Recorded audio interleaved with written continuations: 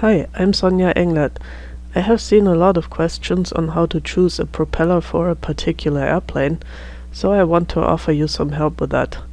I will go through the simple decisions first and will present the more difficult choices of pitch and diameter in more detail towards the end. Some choices are easy.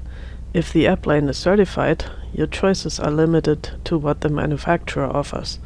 You can find a list of the propellers approved for your airplane in the type certification datasheet and in the flight manual and maintenance manuals. If the propeller you are interested in is not in there, an STC is required. If you have an experimental airplane, you have a lot more freedom.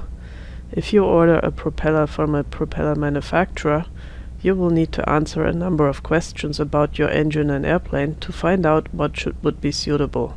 Two obvious choices are tractor or pusher engine and the direction of rotation of the engine. For aerodynamic reasons, a propeller designed for a tractor engine installation does not work on a pusher engine installation.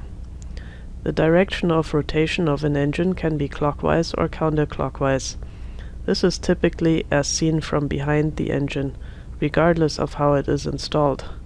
If you sit in the cockpit and look at the propeller, that's how you know which way it turns. It does not matter if the engine is in front of you or behind you. For example, Lycoming engines turn clockwise and Volkswagen engines turn counterclockwise. Props designed for either engine are not interchangeable. The engine prop hubs have certain bolt patterns defined by the number of bolts, the diameter of the bolt circle, and if drive lugs are used. The propeller hub obviously has to fit the engine hub. There are many different versions around, so find out which hub your specific engine model has and communicate that to the propeller manufacturer. The maximum RPM that you want to use on your engine, the power it produces, and the number of cylinders and the compression ratio are important considerations for the propeller selection. Higher RPM, higher power, and stronger torque pulses increase the forces on the propeller. The propeller structure has to be suitable for those loads. A geared engine will turn the propeller slower than a direct drive engine, but with higher torque. What matters is the propeller RPM, not the engine RPM. The propeller manufacturer will need that information before they can recommend a propeller for you. The choice of which material the propeller should be made of may be dictated by the engine. The safest choice for experimental airplanes is wood, because of its excellent fatigue strength, vibration damping characteristics, light weight, and low cost. The drawbacks include reduced dimensional stability with humidity changes, the requirement to check the bolt torque periodically if the hub is wood.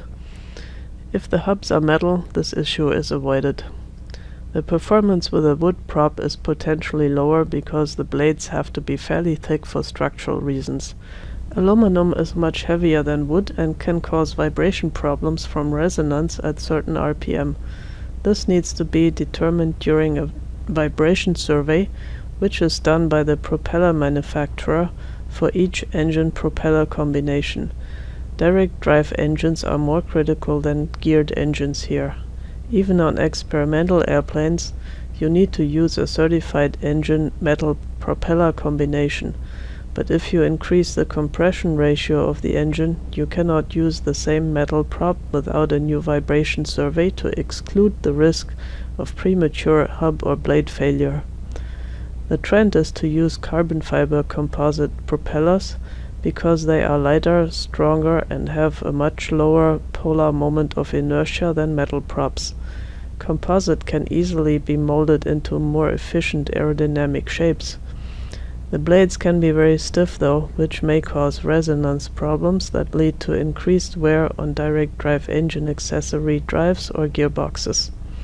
Ask the propeller manufacturers and other operators about their experience with engine durability. Less propeller inertia translates directly into better service life of engine components. In their installation manual, the engine manufacturer may give limits on propeller weight and inertia that prevents the use of heavy props. The best blade choice is a hollow or foam cored blade. Solid fiber blades are very strong but heavier. Once we start looking at selecting the diameter, pitch and number of blades, things get more complicated because changing one thing requires a change to other things as well. This is the general rule. Propeller efficiency is tied to the disk area. More diameter is more efficient. It is better to accelerate a lot of air a little bit than to accelerate a little bit of air a lot. The main limiting factors for the diameter are clearance issues and keeping the tips below supersonic speed. Then add blades and blade cord until the prop can absorb all the available shaft power. In most cases, for engines up to 200 horsepower, a two-blade propeller is the best, most efficient choice. It weighs and costs less than one with more blades. One reason why more than two blades may be used is for noise reduction by going to a smaller diameter prop with lower blade loading and lower tip Mach numbers. This can also help reduce vibrations and results in smoother operation by acting like a heavier flywheel. An extra blade may shorten the takeoff distance, but it may come with a small penalty in cruise speed. Let's look at the first limit to propeller diameter, the tip Mach number, which should stay below about 0.9 to prevent the loss of efficiency and reduce the noise. This chart shows the tip Mach number for different propeller diameters at constant RPM. The second limit to the diameter, the ground clearance, has guidelines in the regulations. For tractor installations, there should be a clearance of at least 7 inches for nose wheel airplanes or 9 inches for tailwheel airplanes between the propeller tip and the ground in normal attitudes. The tips should also be more than 2 inches or 50 mm radial away from other structures. For pusher airplanes, the propeller must not contact the surface of the runway when the airplane is in the maximum pitch attitude for normal takeoffs and landings. To give you some practical examples, I have plotted the propeller diameter over the engine power in this chart, and there is a certain trend. For one, the diameter is increased with increasing engine power, but on the lower red line, all airplanes are low-drag composite airplanes. On the higher green line are the older, draggier metal airplanes. Where does your airplane fit in? The larger propellers require more torque to turn, but improve the thrust at slower speed with smaller pitch. A smaller diameter prop with more pitch will improve the speed on the high end and is preferred for an airplane with a wide speed range. A direct drive engine will perform better with a smaller propeller that turns faster. A geared engine may be useful for turning a larger propeller at slower speeds. Both have implications on thrust and noise. The propeller pitch varies over the span of a blade. Therefore, the definition of the pitch angle of a propeller, P3, is measured at the 75% station of the radius. This is the reference pitch. Not all manufacturers use this percentage. They may set it at a certain distance from the center, for example at 30 inches, regardless of the percent number of the radius. This is more convenient if the propeller blades can be shortened. That way the pitch definition stays the same. Make sure you know what is used when you compare different propellers. If the propeller were turning in solid material, as it is the case with a screw-in wood, it could act without slipping, and so the distance c traveled in one revolution would be equal to the theoretical travel of the propeller, which is the geometric pitch. This propeller would be 100% efficient. But because the propeller is turning in the air, there is a certain amount of slip, and its actual travel distance b falls short of its theoretical travel distance.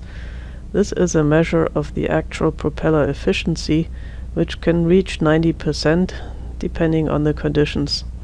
It tells us that 90% of the engine power can be converted to thrust, the rest are losses. A propeller that has a diameter of 60 inches and a pitch angle of 19 degrees is labeled as 60 times 46. The first number is the diameter, the second number is the geometric pitch. If that propeller diameter was increased to 64 inches but had the same pitch of 19 degrees, it would be labeled 64 times 49. Propeller efficiency is primarily a function of RPM, propeller diameter, and true airspeed. The efficiency of a fixed-pitch propeller is a curve like the one shown here, where the efficiency is plotted over the advance ratio J. J is a non-dimensional parameter. If we assume that the RPM and the diameter are kept constant, really the only thing that changes from left to right is the airspeed. So from takeoff to cruise and high-speed descent, the blade angle of attack changes from stalled to ideal to negative, so that once past the peak, the efficiency and thrust drop off towards the right side. With the help of such a curve, the performance of different propellers can be compared directly. You can see that it only reaches maximum efficiency over a small range of advance ratios. If we are able to change the blade pitch angle in flight, we can shift the curve to keep the blade angle of attack in a range of peak efficiency.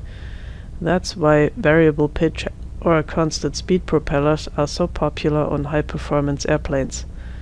A typical blade pitch on the low end is 10 to 14 degrees for fixed-pitch propellers. The high-pitch stop on variable pitch propellers can be between 20 and 40 degrees, depending on the speed of the airplane.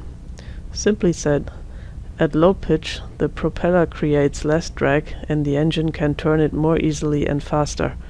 At high pitch, the propeller creates more drag and the engine has to work harder to turn it. The purpose of a fixed-pitch climb prop is to have a small enough pitch to allow the engine to run near the maximum RPM for the highest power output.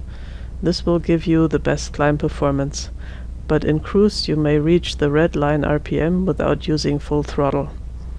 A cruise prop will have higher pitch and will turn at lower RPM on takeoff and climb, but allows the use of full throttle in cruise at high speed without reaching the red line RPM. Some engines are already designed to accept a variable pitch propeller. The blade angle can be controlled hydraulically, electrically, or mechanically. The simplest and lightest hubs let the pilot set the blade angle directly. Constant speed hubs are regulated to keep the RPM constant at a set point by continuously adjusting the blade angle to match the flight condition. A variable pitch propeller helps increase the airplane performance, but also adds weight, cost, and complexity of operation. If you have decided to keep things simple and use a fixed pitch propeller, and want to avoid choosing a blade pitch which might turn out to be wrong for your airplane, consider a ground adjustable prop. This allows you to try different blade angles until you found the best compromise between takeoff distance, climb, and cruise. The static RPM should be about 90% of the maximum RPM to avoid overspeeding the engine on takeoff for a climb prop. Change that number to 80 to 85% for a cruise prop. The second goal is not to overspeed the prop at maximum cruise speed with the selected pitch. This chart should help you select a suitable pitch for your airplane. It shows the pitch in inches over engine power for a number of different airplanes. This pitch and the propeller diameter are marked on the hub. In many cases, the diameter may be limited by factors I have mentioned before, so if the engine is replaced with one that has more power for the same model airplane, the simplest solution is to increase the pitch to absorb the higher power. All data shown here is for certified airplanes for all-around good performance. Special cases like race planes or stall planes would not fit in here. The thrust, which is what we are after to maximize, can be produced at slower speed with a larger diameter prop or at higher speed with smaller propellers and more RPM.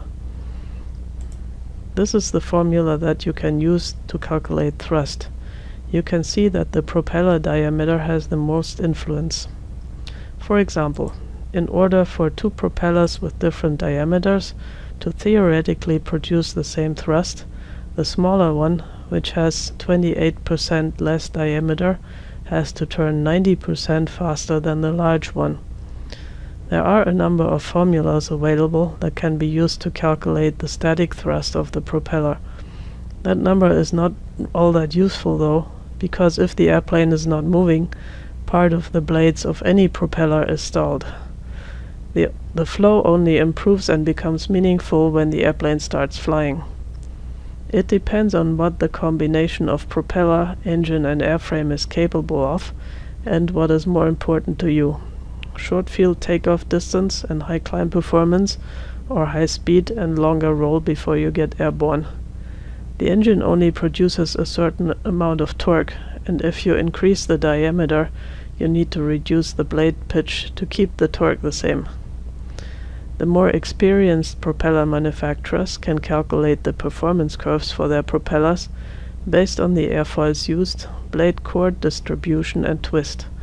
They may either provide them to a customer to facilitate selection of the best propeller for their airplane, or use them to advise you.